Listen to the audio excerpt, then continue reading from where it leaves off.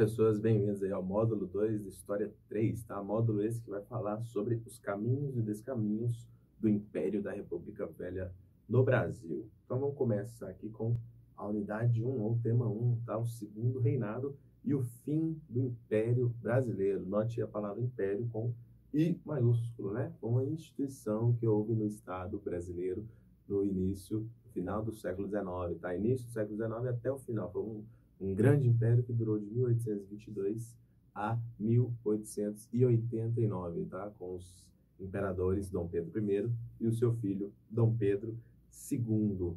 A gente viu lá na História 2 como se deu a independência do Brasil e como aconteceram os processos que vieram pouco depois dessa independência, né? Vocês viram que foi uma independência forjada, não houve participação popular e foi uma independência elitizada, não, uma independência que atendeu aos anseios de uma pequena elite brasileira. E essa pequena elite brasileira lançou uma grande provocação na década de 1830 e 1840. Tínhamos uma vocação agrícola, porque éramos um país que começou a sua história com a extração do pau-brasil, depois a produção da cana-de-açúcar e no fim do século XVIII e início do século XIX até o século XX, o café. Então, naturalmente, nós somos um país com uma grande vocação agrícola. Porém, as pessoas contrárias a esse pensamento elitista lá do século XIX lançaram outra provocação. Temos essa vocação agrícola ou estamos com um atraso industrial? Estamos aqui falando pessoas do século XIX, tá? Já havia tido a primeira revolução na Inglaterra, Revolução Industrial, e outros países europeus estavam também já em seu processo de industrialização. Eu fico com a segunda tese, né? A gente não era potência agrícola, não tínhamos essa vocação agrícola, apenas estávamos atrasados em termos industriais. Somos uma potência agrícola até hoje, mas uma potência que a gente chama de agroindustrial, juntando a agricultura e a indústria. Na época, século XIX, vamos situar aí a importância do café, né, os barões do café, essa planta que foi trazida para o Brasil e teve uma grande aceitação do solo e do clima brasileiros, tá bom? Então, por conta disso, o café vai ser o nosso principal produto econômico durante todo o século XIX. Vai ser ele que vai possibilitar o surgimento de grandes cidades, de uma economia bastante desenvolvida em termos agrícolas e que vai colocar o Brasil aí no cenário mundial enquanto grande exportador de café, né? Um país agroexportador e rural, ou seja, as pessoas moravam em sua maioria no campo por conta do próprio café, tá bom? O café, pessoas, ele vai ser tão importante que é a partir do café que nós vamos ter no Brasil as primeiras ferrovias e o estímulo para a vinda de trabalhadores livres. Vocês podem observar no mapa aí, ó, que o estado de São Paulo e o estado do Rio de Janeiro foram os que tiveram os maiores avanços da produção de café.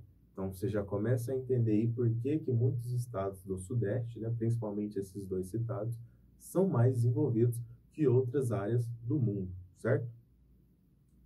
Por conta disso, pessoas, né, dessa grande produção, dessa grande importância do café no cenário econômico brasileiro, esse produto era exportado para a Europa, né? Quase que 90% do café produzido no Brasil era vendido, ou seja, as riquezas não ficavam aqui no Brasil, elas eram vendidas e se concentravam na mão de uma pequena minoria, né? Os grandes latifundiários, os grandes donos dessas propriedades rurais baseadas no trabalho escravo. Lembrando aqui, pessoas, que nós estamos falando aí de meados de 1840, tá? Então, ainda assim era população trabalhadora escrava, tá? Uma população que não tinha direito nem à sua própria força de trabalho, porque estava presa às condições servis, às condições escravas. O café, pessoas, além de ser importante em termos econômicos e de infraestrutura, né, com o desenvolvimento dessas ferrovias, fez com que grandes cafeicultores tomassem decisões no governo. E aí a gente tem o conceito de uma elite que participava das decisões governamentais.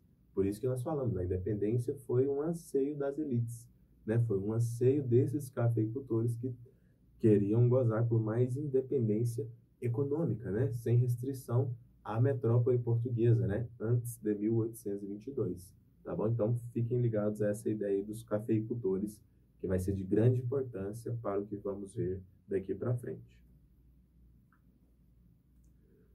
Por conta disso, dessa grande importância, né?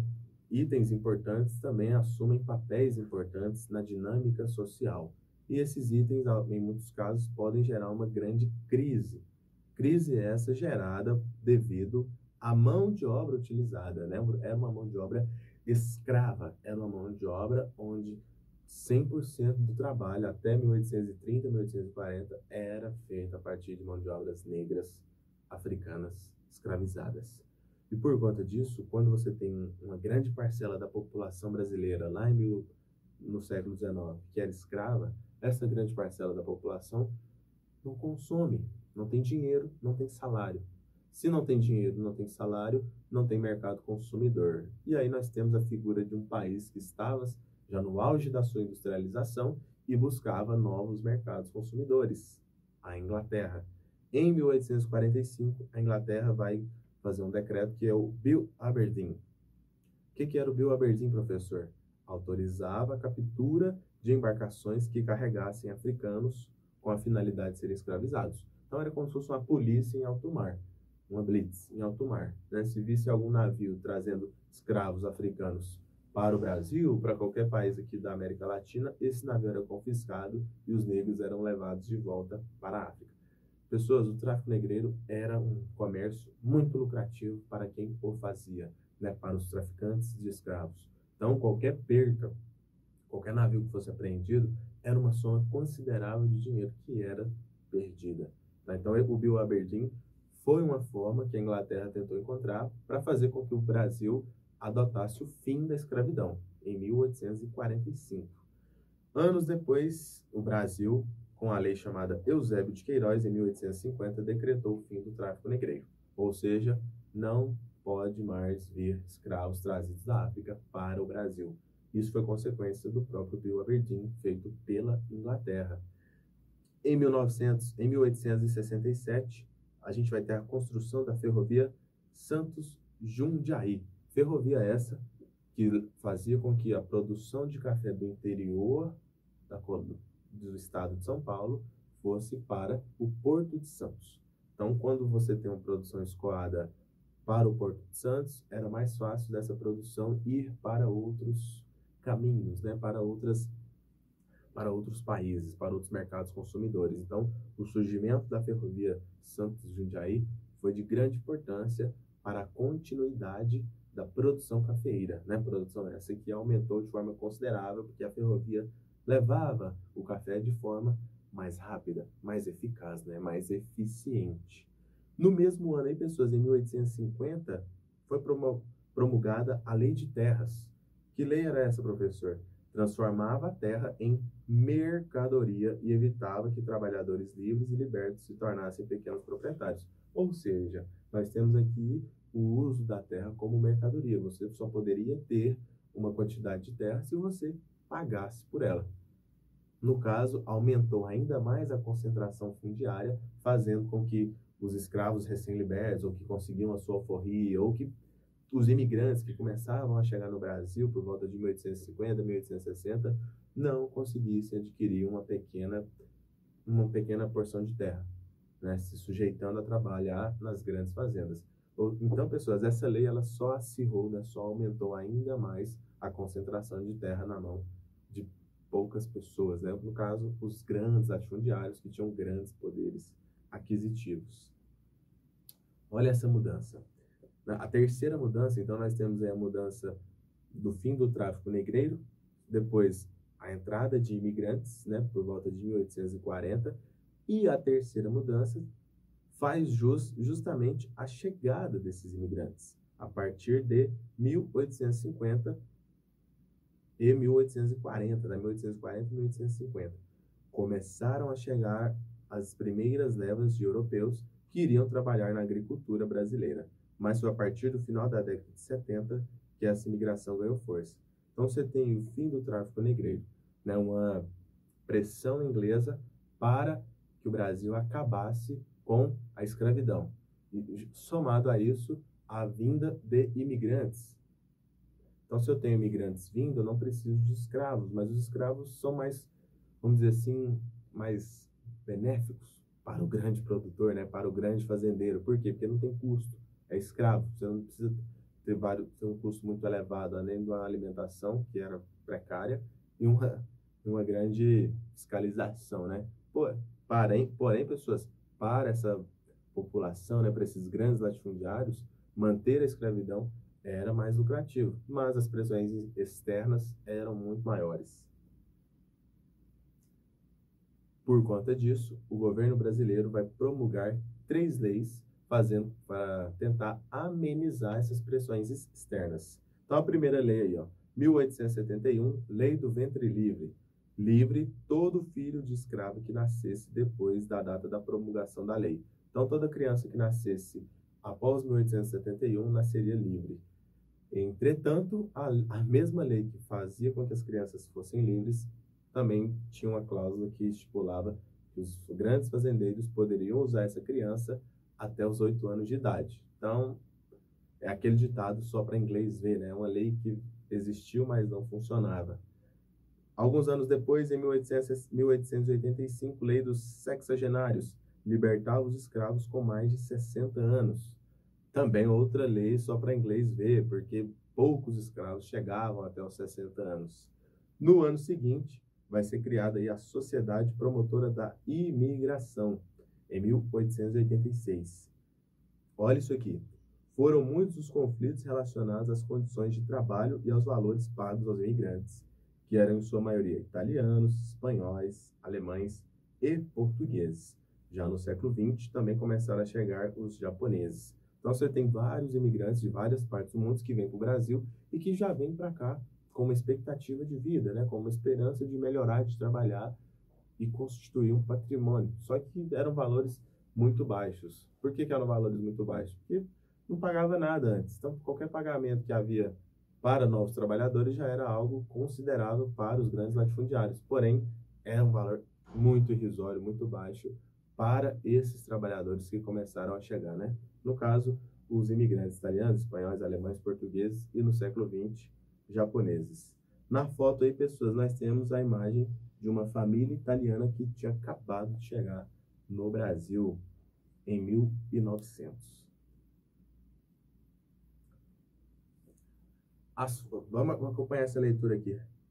As fugas que causavam prejuízos aos proprietários tornavam-se comuns a partir de 1887. Lembrando que a escravidão acabou, entre aspas, em 1888, em decorrência da radicalização do movimento abolicionista e do apoio que ele recebia de setores da opinião pública. Esse movimento aqui, pessoas, o movimento abolicionista foi um movimento organizado por intelectuais da classe média e alguns escravos que conseguiam a sua alforria para a libertação de outros escravos, né? A abolição da escravidão, especialmente das classes médias urbanas das grandes cidades. Fugas, alforrias e outras estratégias agenciadas pelos abolicionistas e também pelos próprios escravos apressaram o fim da escravidão, que já estava condenada no plano internacional desde o fim da Guerra Civil Estadunidense na década de 1860. Então, em 1888 foi assinada, né, a Lei Áurea, assinada pela Princesa Isabel, que libertava todos os escravos a partir daquela data, sem direito à indenização aos proprietários. Ponto negativo dessa lei, pessoas, não houve um planejamento posterior à entrada dessa grande leva de negros na sociedade. Muitos negros ali vinham de grandes gerações, né? A mãe, o avô, o bisavô e etc., eram escravos, então a única coisa que esse negro sabia fazer era trabalhar nas fazendas. E aí, esse negro vai para a sociedade, como é que ele vai ser visto, como é que ele vai ser integrado? Foi um ponto negativo. Por isso que muitos negros, pós 1888, continuavam nas grandes fazendas em troca aí de um pequeno salário pago pelo senhor. Na tabela aí, pessoal, nós temos a quantidade de imigrantes que chegavam desde 1884 até 1924. Então, vocês estão vendo que de 1884 até 1924, nós temos um grande salto, uma pequena queda aqui, pelo menos no número de alemães e no número de espanhóis, mas isso não era preocupante porque essa queda foi acentuada no século seguinte, né? Graças ao incentivo ao fim da escravidão e ao incentivo também à mão de obra que era muito necessária nas grandes fazendas cafeicultoras do Brasil. Durante 40 anos, Dom Pedro II governou o Brasil, mas na década de 1880, esse governo, né, que durou quase 50 anos, de 1840 a 1889, 49 anos, sofreu alguns desgastes esses provocados por práticas internas e por conflitos históricos. Né? Vamos aqui a algumas causas que levaram ao desgaste do imperador Dom Pedro II. Primeiro, como que o Dom Pedro II chegou até o poder? Como que esse cidadão vai assumir o seu papel enquanto líder da nação em 1840? Quando o pai dele sai do Brasil em 1830, várias revoltas vão acontecer no governo brasileiro, né? No território brasileiro. Farroupilha, no Rio Grande do Sul, Cabanagem, no estado do Pará, Revolta dos Malês, a Revolta de Sabinada, no estado da Bahia, e a Balaiada, no estado do Maranhão. Algumas dessas revoltas, né, como a Farroupilha e a Sabinada, pretendiam até fazer com que os seus territórios fossem independentes. Tudo isso aí no período regencial, que vai de 1830 a 1840. Em 1840, Dom Pedro II atinge a idade de 14 anos. E, para tentar controlar os ânimos e apaziguar essas grandes revoltas regenciais, ele assume o trono como o grande imperador do Brasil, mesmo aos 14 anos. Ele vai fazer uma série de medidas, né, como incentivar a política cafeicultora, incentivar o latifúndio. Porém, em 1864, ele vai se envolver com o Paraguai numa grande guerra que vai fazer milhões de vidas serem perdidas por conta de, como vocês podem observar no mapa, o controle de uma área para o Oceano Atlântico. O Paraguai não tinha, né, ainda não tem, né, saída para o mar, nem vai ter por conta da sua localização geográfica, e o Paraguai queria controlar o que está de verde aí, ó, e agora que está riscado de vermelho. Queria controlar essa saída para o Oceano Atlântico com mãos de ferro, o ditador Solano Lopes.